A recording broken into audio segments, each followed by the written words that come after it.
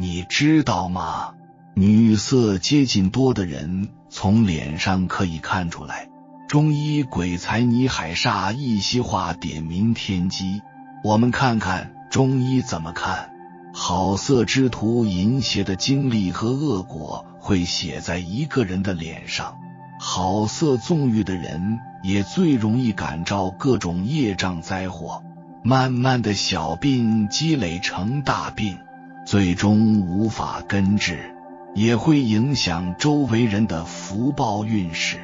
倪海厦曾根据古人医学著作中的种种表现，总结出了辨别好色之徒的几种方式。接下来就让我们一起来看看。俗话说，磁场是一个人的风水，一般的淫邪之人，不管藏得多好，都会从脸上显露出来。如果一个人沉溺意淫或淫邪行为越久的话，久而久之，面相就会发生改变。按照佛教理论来讲，业障越深重的人，淫欲心也会非常深重，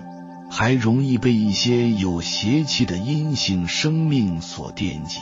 因此，跟这种人交往一定要万分小心。当一个人因淫邪而被大大削减福报的时候，与之交往的人也会沾染上非常严重的果报。黄帝内经把这种人描述为独庇护色友而处，是指无论男女，在耗费大量的元气之后，就会精华耗尽生机，阳气匮乏，使胃经气血大量损失，身体亏衰。从中医角度来看，人体的能量大量丧失，通常都会有一种身心空虚、情绪低落、身体疲劳的感觉，很难提起精神进行深度思考，乃至于生活琐事等等，都会感到力不从心，久之身体衰败，思维变得迟钝，容貌也跟着猥琐灰暗。倪海厦老师曾表示，淫邪多的人一般很容易看出来，他们两眼无神，眼下青瘀，眼圈发黑，面色枯黄，口中干燥，没有津液。这是由于人的中气不足，脾胃之气就会衰败，而脾胃气虚，一来会导致饥饿感，二来会导致人的食欲低下，吃饭不香。所以好色之徒往往会暴饮暴食一些重口味食物，比如麻辣烫、辣椒烧烤等。由于人的种种活动都是靠着阳气来驱动，而只有这些味道比较厚重的食物，才会让他们感觉到嘴里有滋有味。不过长此以往，人的状态会逐渐萎靡，甚至唾液都是有臭味的。邪淫感召惨烈果报，最损福气。倪海厦一句话令人心有余悸，一个人在心神肮脏晦暗、肾经元气亏损的情况下，头发常肮脏油腻、暗淡而无光泽，疲态常显，眼帘时常半闭，没有精神。这种情况下，业障就会越容易显现。从中医角度来看，之所以说色字头上一把刀，是因为肾主骨生髓，肾气通于脑气，所以淫欲过重的人往往都不会有什么好结局，反倒是那些心神清净光明的人，内心清净无杂，肾水自然充足，身体元气充沛，记忆力和思维能力也很强。所以佛教提倡一种做法，那就是除淫及净身。可见一个人的贵贱完全掌握在自己手里。如果能早早地发现自己身上重淫欲，及时临渊之退，迷途之返，那么就能早日避免冤亲债主找上门。淫邪是佛门当中最重要的戒律之一，对人的精神和形体的影响也很大。佛经早就说过，现在是简洁时代，因此现代人的福报远逊先人。如果凡夫俗子起了淫欲之念，就会飞蛾扑火地去想方设法满足自己的淫欲。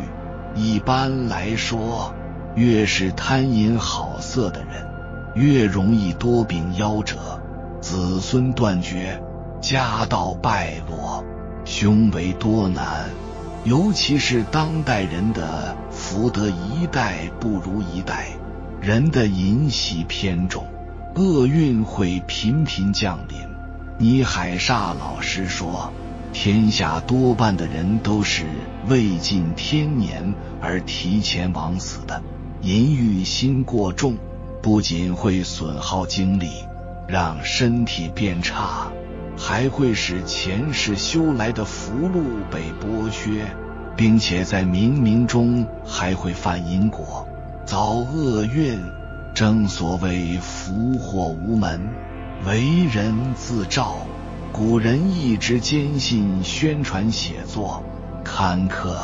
买卖、阅读淫词小说会招致恶报，淫邪的念头一起，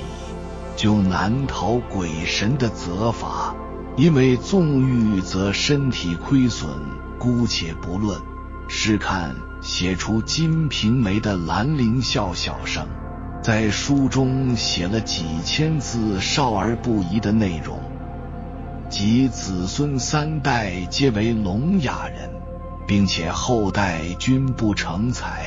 就不难理解文人学究们为何会淫了。周坦然的《赖古堂藏书》中在风水中建筑的方位布局和人的协调关系，关乎着一个家庭的健康和财富运势。房宅有40级祥象，不洁的来的人和物都会打破住处的阴阳平衡，其中有一项就是案头无淫书，可见淫邪的危害有多深。淫邪过重会沾染什么因果呢？倪海厦老师表示，淫邪心重的人身上有臭味，腥臭气很重，人出胎以后，身体里会生出很多细微的虫，那个淫的欲望就是其中有一种虫在作祟。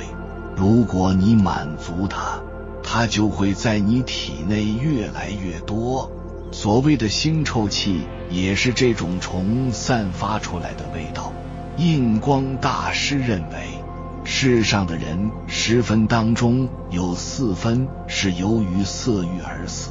淫邪过重最扰乱人内心的磁场，不仅会让自己丧失理性，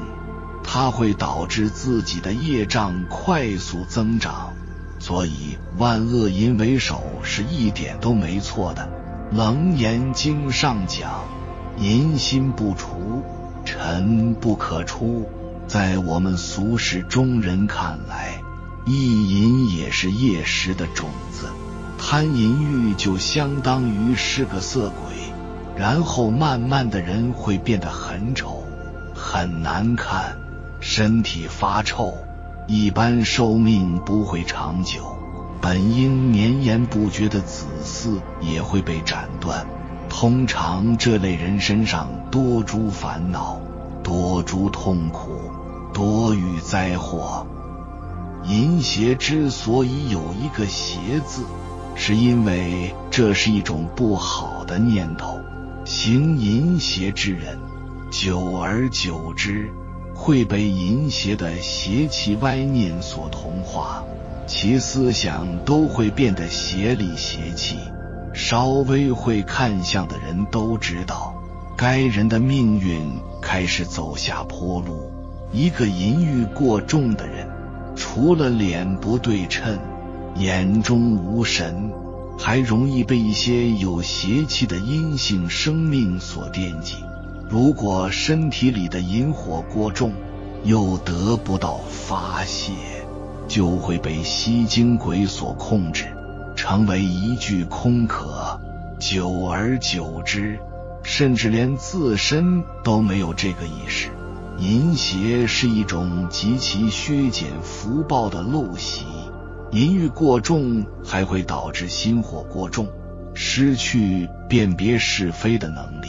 他们往往会不顾后果去行恶事，很难控制住自己的脾性，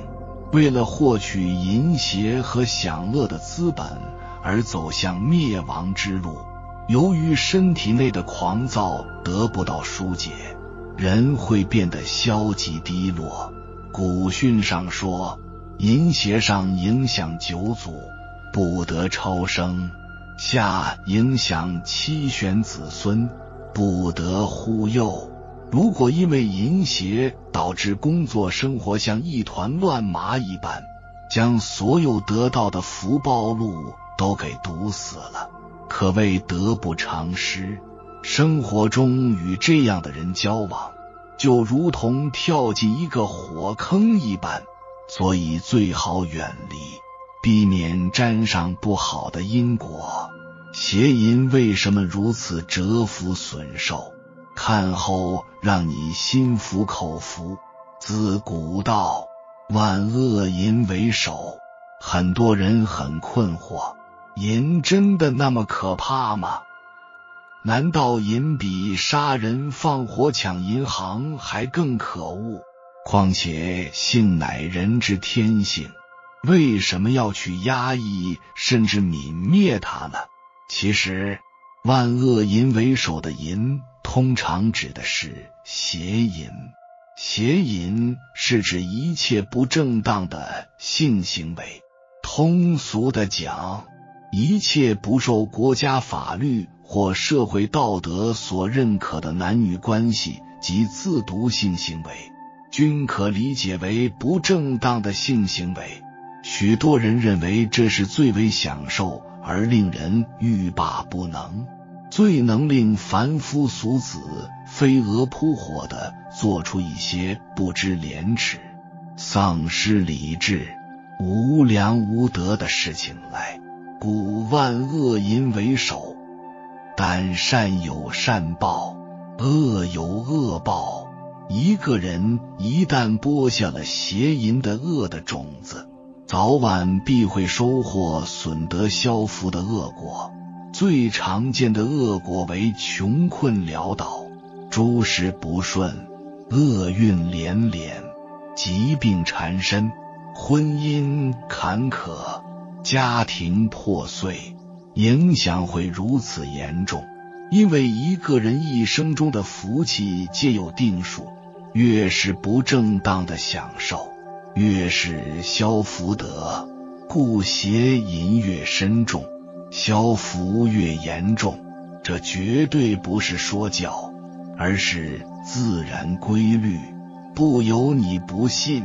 因为种瓜得瓜，种豆得豆，乃万古不变的自然规律。对农作物而言，种子是种在土里或田里的；对我们人而言，种子则种在我们自己的心田。比如你帮助了某个人，这颗种子并不一定就是种在了那个被帮助者的身上，而是首先种在了你自己的心田。所以当这颗种子日后成熟时，当你自己需要帮助时，帮助你的常常不一定是你自己曾经帮助过的那个人，而往往是另一个出乎预料的人。所以如果你平时经常无私地帮助别人，在你自己的心田种下了无数的善的种子，日久天长，你必定也会经常的能感受到别人无私的帮助。反之，如果你平时经常的通过各种方式直接或间接的去伤害别人，在你自己的心田种下了大量的恶的种子，日久天长，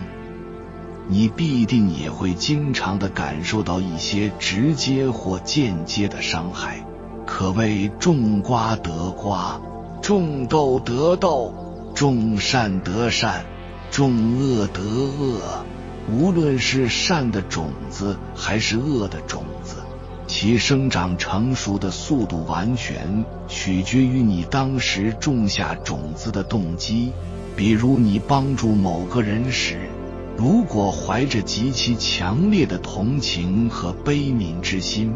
那么这个善的种子就相当的茁壮强大，被别人帮助的善果就会以很快的速度加倍的回来。反之亦然，当你伤害某个人时，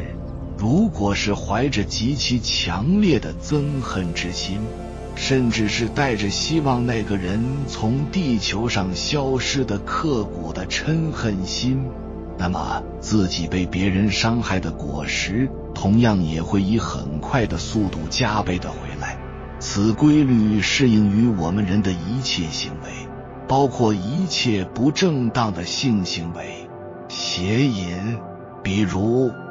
果你偷偷摸摸的跟别人的配偶通奸、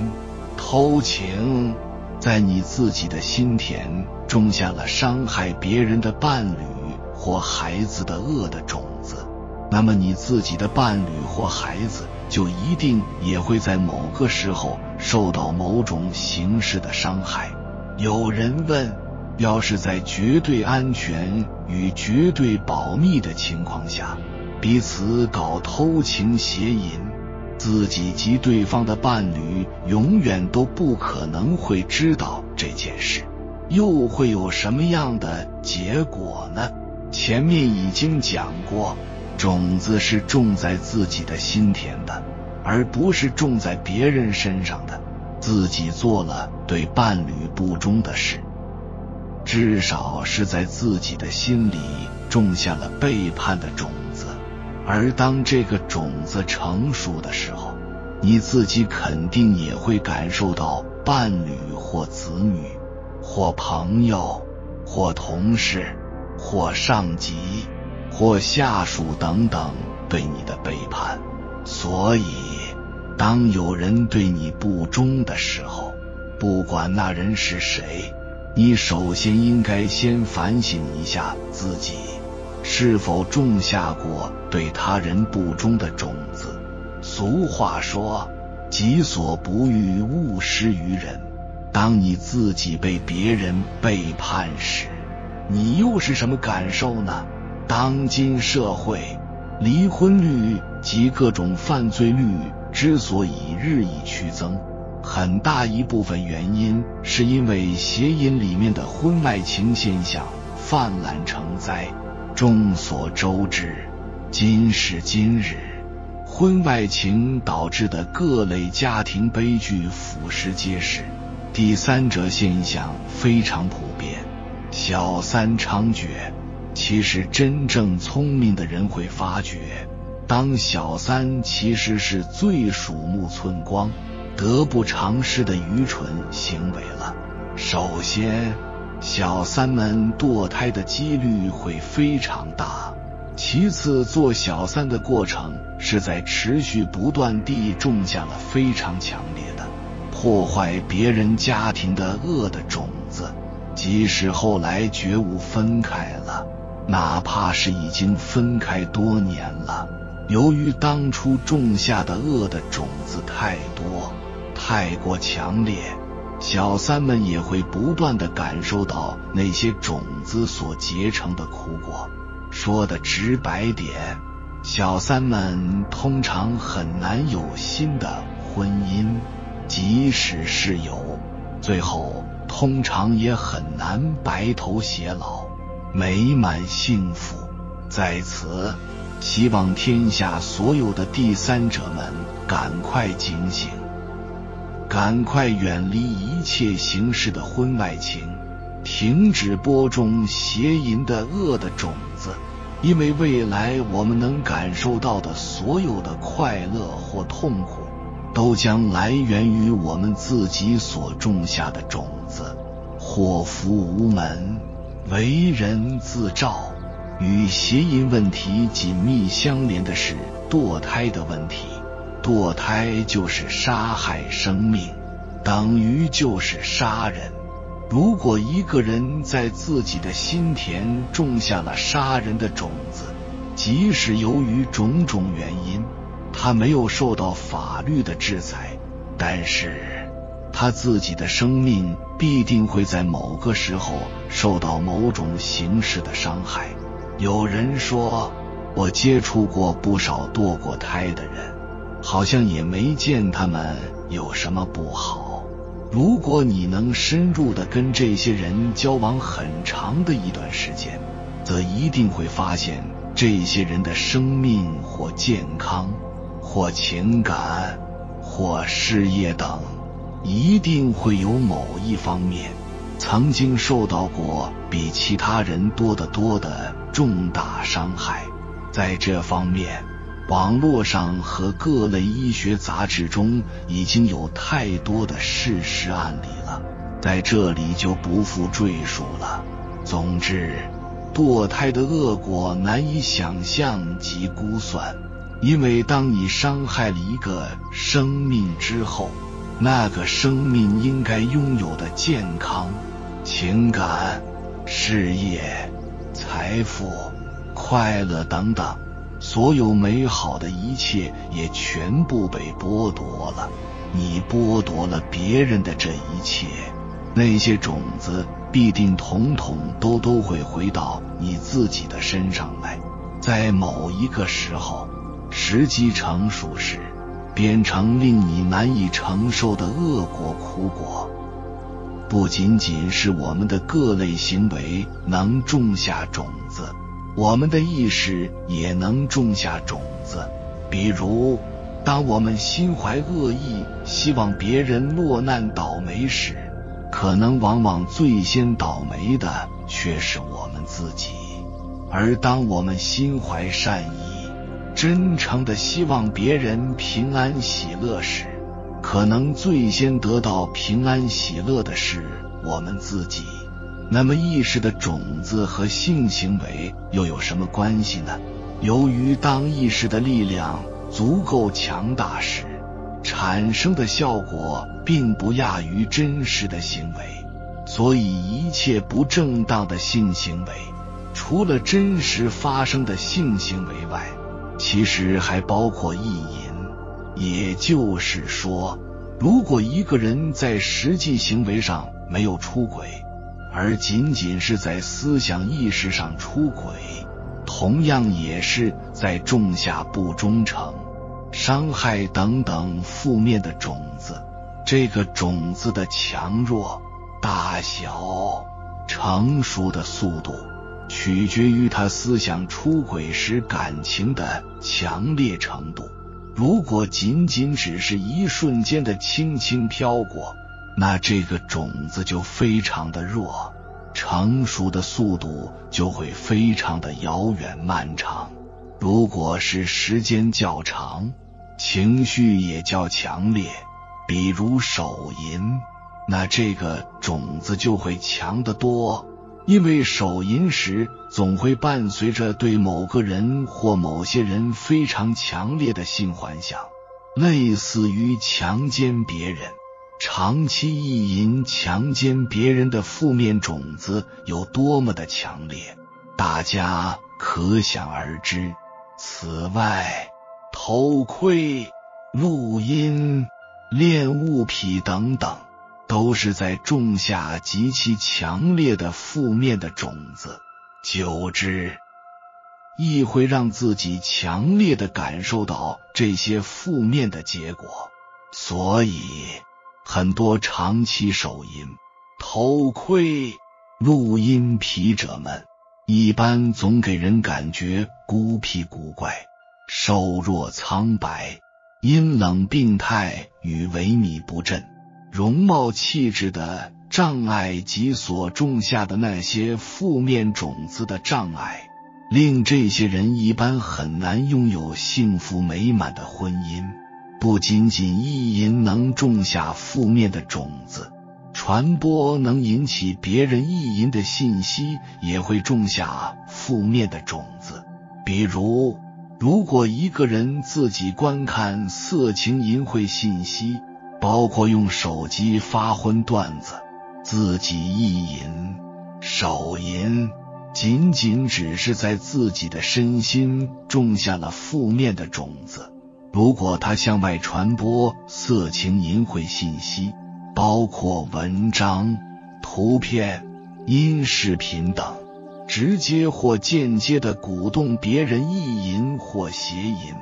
尤其是通过网络传播，让更多的人因为他的传播而种下了负面的种子，那么这所有的负面的种子，传播者自己也会全部都得到。受众面越广，始作俑者的那个传播者得到的负面种子则越多，日后收获的恶果也越多，因为一切人的负面种子都是因他而起，当然他得到的负面果实会更多。反之，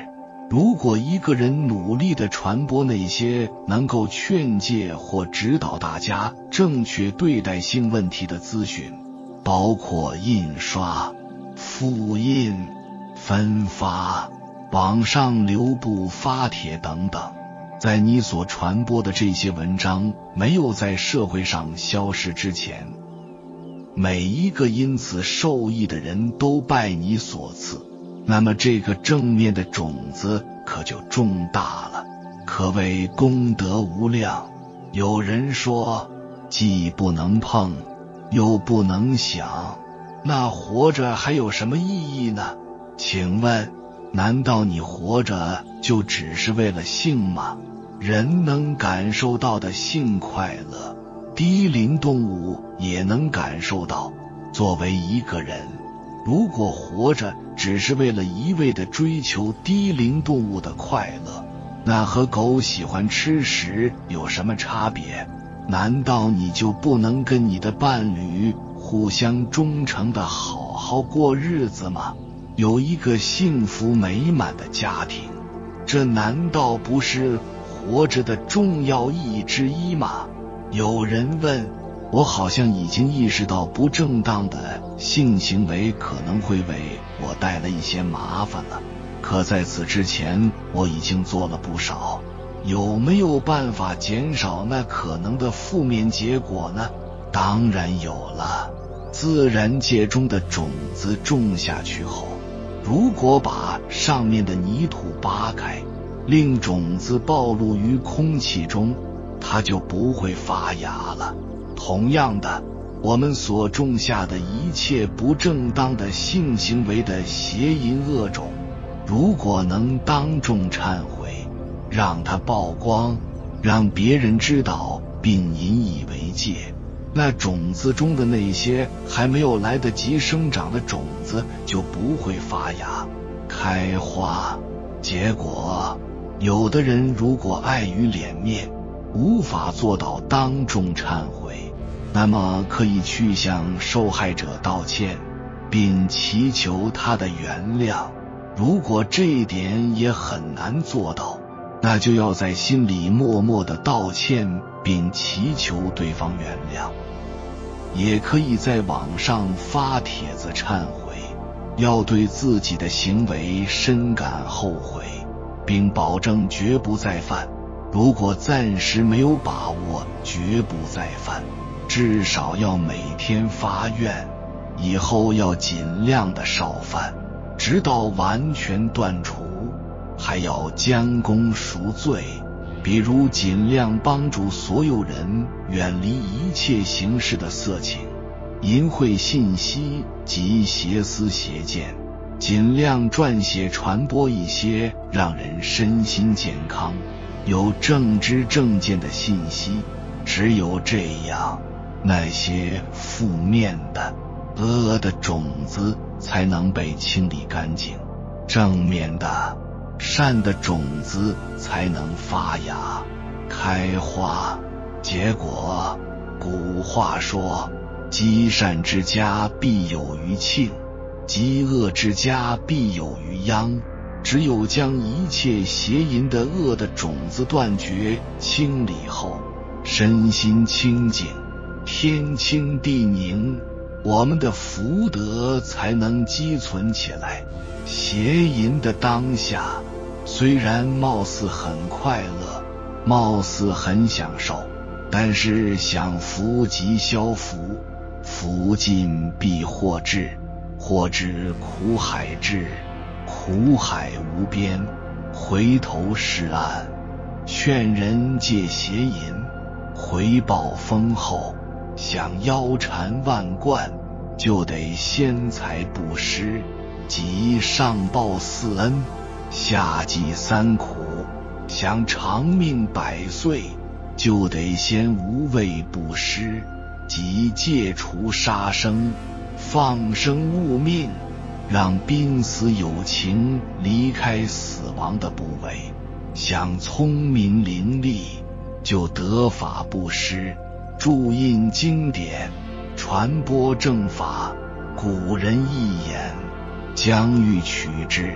必先予之。这些道理看似教条，其实大有深意。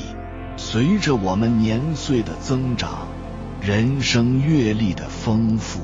会越发觉得这些教言的真实不虚。戒邪淫不应是一个人的战争，天底下所有立志戒邪淫者都是你的战友，所有受淫欲摆布之人都是你拯救的对象。你要知道，在当今邪淫炽盛的时代，只要你还在社会上混，自己是不可能独善其身的，你必须站出来，有所担当，有所作为，劝更多的人戒邪淫。请相信，你传播出去的正能量最终会以几何倍数反弹到你身上，将您的邪淫业障冲垮无余。有人说自己都淫念纷飞，邪态毕露，哪有什么能耐劝人戒色？其实大可不必有此顾虑。现在网络发达，网上也有不少戒邪淫的文章，有戒有心得的，有前辈经验的，有经典案例的等等，很丰富。即使我们写不了这样的文章，至少我们可以利用网络平台去转载、分享、传播，以便让更多戒友受益。这不就是劝人戒邪淫吗？实际上，在传播戒色文章的过程中，最先受益的是你自己，因为你会比以前更加精进地去看戒色文章，找到好文，当然是你先受到启发。所以当你一心想着如何劝人戒邪淫时，你自己是最先被自己劝化的那一个。还有人说自己要工作，还要照顾家庭，其实也挺忙的，所以没有精力去劝人戒邪淫。这种说法也不成立。试想，既然这么忙，为何您在邪淫放纵的时候就有时间，独独在劝人戒邪淫的时候又没空了？正如索达吉堪布在一些开示里提到的，末法时代的人们行持善法方面心力不足，昏昏欲睡；作恶造业方面则是精力充沛，通宵达旦。比如转载一篇借谐音文章，只要网络稍微不给力一点，就扫兴不做。但是提起玩游戏、追偶像剧、看娱乐节目，就可以做到废寝忘食、海枯石烂、天荒地老。要清楚，最终受害的还是你自己。比如你无意中转载了一篇戒色文章，而有一个谐音者机缘巧合看到了你转载的这篇文章，刚好对他胃口，深深触动了他，给他当头棒喝，令他幡然悔悟，从此踏上了永断邪淫，开启崭新人生的新道路。从某种程度上说，这个回头的浪子从戒邪淫之后所产生的一切今生来世的安乐福报，都源于你那天刚好花了几分钟转了那篇决定他命运的文章。若非如此，该邪淫者可能还会继续沉沦下去，感受无量苦果。再比如，你转载的戒色文章被人看到，他也觉得好，也转载了。就此而言，他转载所产生的一切善的能量都与你有关。特别是当今网络具备的跨地域、即时性、受众广等特点，使得通过网络来行善造恶都有极强的放大效应。又比如你传播的戒色文章劝化了一个戒邪淫者，这个戒邪淫者很感恩，也投身到劝人戒邪淫的事业中，由此人也劝化一些邪淫者，而被劝化的邪淫者又去劝其他人，这样辗转教化，互相勉励，不断扩展。然后当我们回溯这一切善行源头的时候，会发现原来是基于你那次传播的一篇戒色文章，结果产生了这种多米诺骨牌般的连锁效应。有缘人，接下来我将与你分享一个高效的戒色方法。如果你正在戒色，或者身边有人正在戒色，这是一个质量很高的戒色视频，请分享出去。很多人在破戒之后很懊悔，但其实破戒后的懊悔比破戒本身更加消耗自己，因为破戒只是一瞬间的能量释放，而破戒后带来的一系列负面情绪会一直持续影响生活中的各种事情。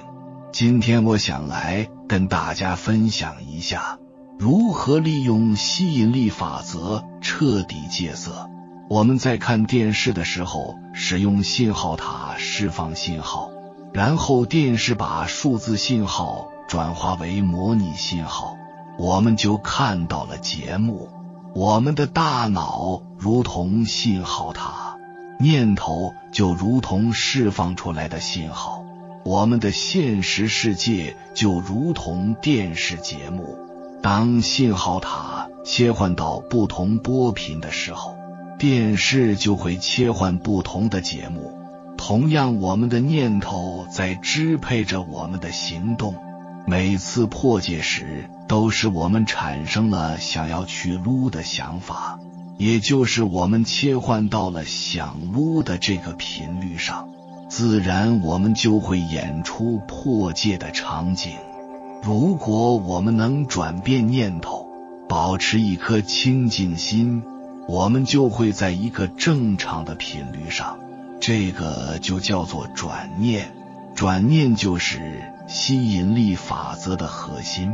也就是境随心转，内在一转变，外在一切都变了。在日常生活中如何使用吸引力法则？你要忘记有小电影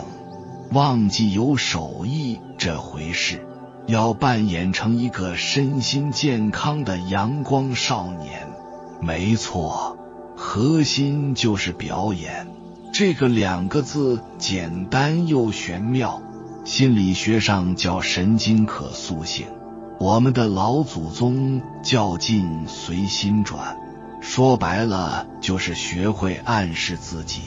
原理很简单，你认为自己是什么样的人，持续性向外界展示你是什么样的人，你最终就会成为什么样的人。当你不断自我暗示，当你真的开始相信自己具备这些品质以后，你的身体欲望、行动力就会跟上，从4面8方携着你，推动你，让你走向光明的未来。正所谓人生如戏，你希望你的人生变成什么样子，就是这个道理。演的时间久了，你就会成为一个阳光健康的人。蓦然回首，发现你已经完成蜕变。扮演自己的前提就是我们先把今天之前的你忘掉，你去扮演着你最希望成为的状态的那种人。在这里借用一句《了凡四训》里面的话，昨日种种，譬如昨日死；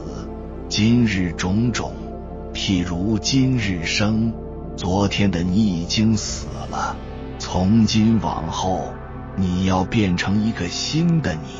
你可以成为任何你想成为的样子，只要你敢想，根本没有什么戒色怪圈，完全可以控制你自己，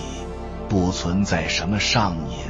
这一切你都可以改变。只要你想，你现在可以想一想你想要成为谁，或者成为什么样的人，然后你就去改变你的生活方式、生活模式。你想，如果你是一个阳光健康的人，你会有规律的作息，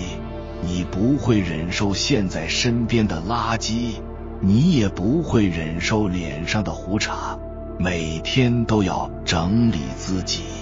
整理房间，把自己调整到一个高能量状态，把周围环境调整到一个高能量状态。你会每日给自己定好计划，让自己活得有目标、有规律，不再那么颓废。这一切皆可改变，只要你想。有缘人，感谢你看到最后。如果今天的影片对你有所帮助，请按个赞给我响应，评论区传播一句斩断淫魔方明志，功名富贵自来投，愿天下所有人戒除邪淫，